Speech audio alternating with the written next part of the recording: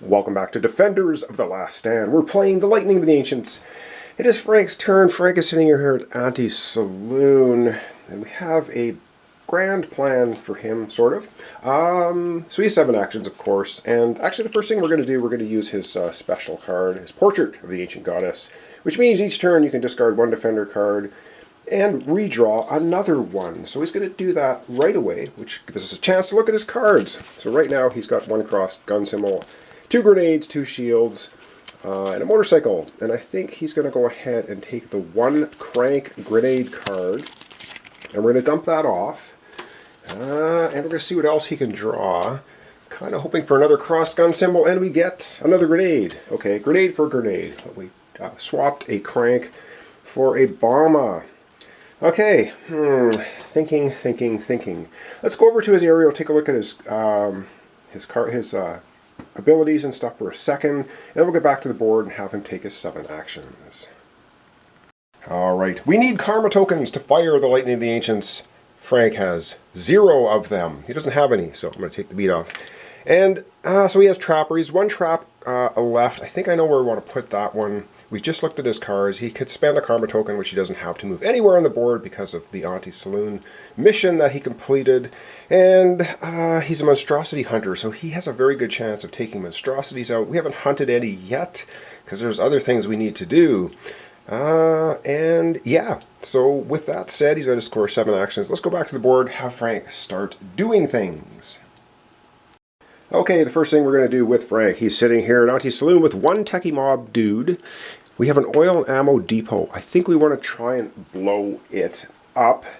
So we're going to go with the dice tray. And we get 2 dice per grenade card that we ditch. We can ditch 2 of them if we want.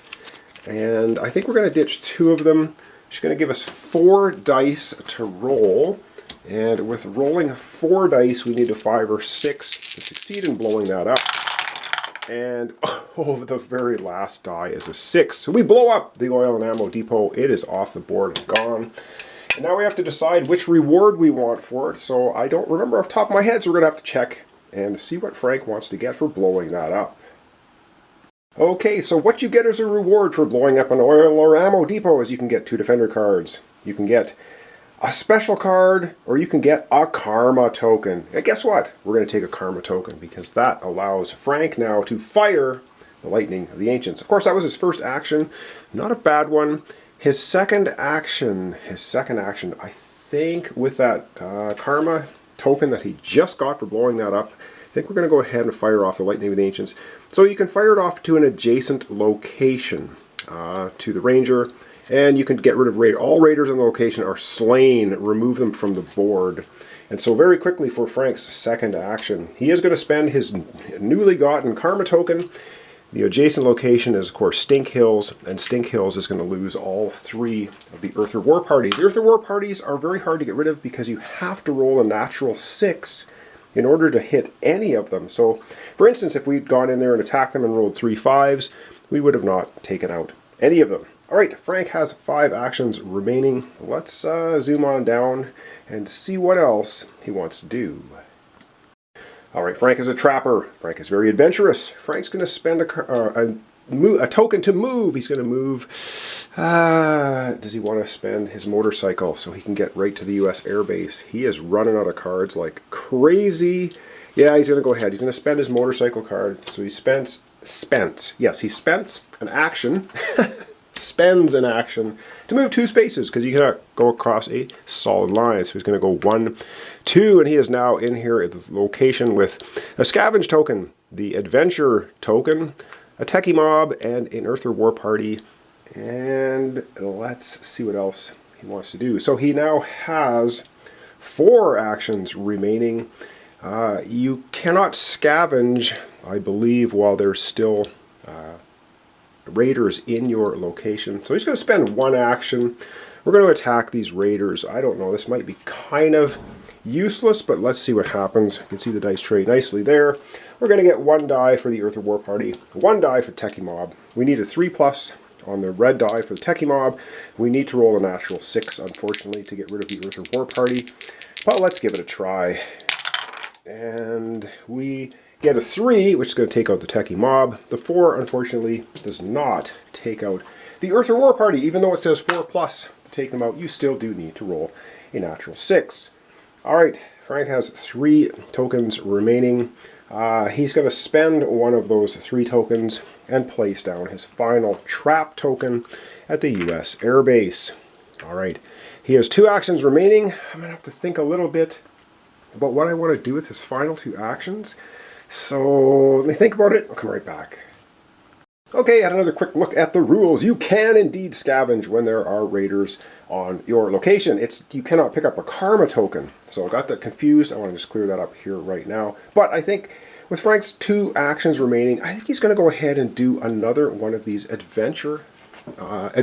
So there's an adventure at the US Air Base. He's going to pick up the adventure token. That's going to get placed down on the board again once we finish off this one. So we are going to be looking at the US Air Base. We have an adventure happening there. It's a tech adventure. His tech ability is 2. So this could fail pretty miserably, or we could succeed and have some good luck. The next adventure on the top of the deck, we have this huge stack of adventure cards, is 34. So that's where the next adventure is going to take place. So I'm just going to take that token.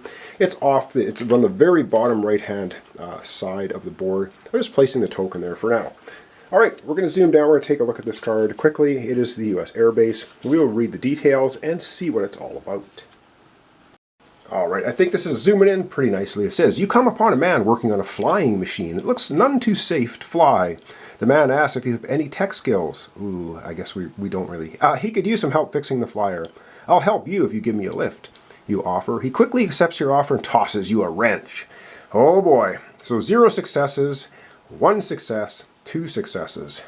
Well, we're going to have to get out the dice tray. We're rolling 2 dice. A success is a 5 or 6. This is probably not going to end well. Alright, we're going to get out the dice tray and we're going to see what we can do for helping out this guy fixing his flying machine. Oh dear. Yeah, maybe this wasn't the best idea for Frank. I don't think he has anything else. No, it is Midnight Pearl that has the toolkit that lets her re-roll any failed dice on a check. We're just going straight in. We need 5s or 6s. Come on, Frankie! We get 1 success. Okay, that's absolutely not as bad as I thought it was going to be. I thought we would get none. All right, let's zoom back down and see what 1 success is going to give us. All right, I'm zoomed in here about as much as I can so we can read this. It says, 1 success. A couple of wires dangling near the engine needed to be reconnected. The engine chugs to a start. Move to any location and discard any raiders or monstrosities there. You do not gain the reward for a monstrosity. Oh, wow, that is freaking awesome. Wow, that is so cool. All right, so as reward, we get to go anywhere on the board and just remove all of the raiders there. I'm going to have to do a little bit of thinking about that one. Yeah, that's pretty cool. All right, Frank is going to take the ride, and he's going to fly all the way to Once Was City. And now I know these guys are the easiest guys to take out, and maybe we should be looking at some Earther War parties to eliminate. However, these guys, when they overrun, keep giving Crank tech cards, which makes them incredibly hard to take down. So we're going to go right here to Once Was City, and we're going to blast all of these guys. I guess we dive bomb them, and they're out of here. Now, we do have 1 action remaining. Of course, we're not going to stay in a space with 2 radiation symbols, because that's going to be probably instant mutation and death for Frank, who will then turn into a monstrosity. So he's got 1 action left. He's going to use it to move, of course. And he's going to move his way right into Shadow Pass, which is nice because there's nothing really in there. There's no raiders, monstrosities, or radiation symbols. And that's going to be the end of Frank's turn as far as actions go. So we're going to zoom out and we're going to do the final phase, which is, of course, he gets to draw 2 defender cards, and then we process a raider card. Alrighty, it's drawing up 2 defender cards. Let's see what he gets. Let's hope he gets something good. And what does he have that's good? He gets a couple of motorcycles, 1 crossed gun. We want lots of cross guns to do the sabotage. He does have 2 shield icon cards. We could cash these in right now. It's no action and get a special card.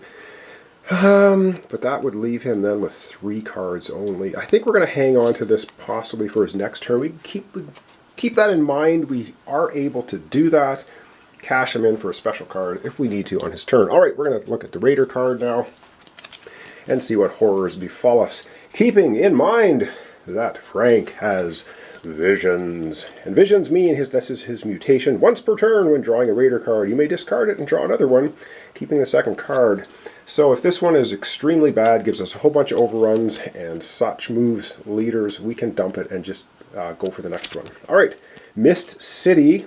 There's nothing on Mist City. Okay, we have Southern Pass Bridge 130 for 1. That's okay. Bramble will not move to Boxville. He's already there. And scavenge tokens. I think this is a good one. So 2 techie mobs show up at Mist City.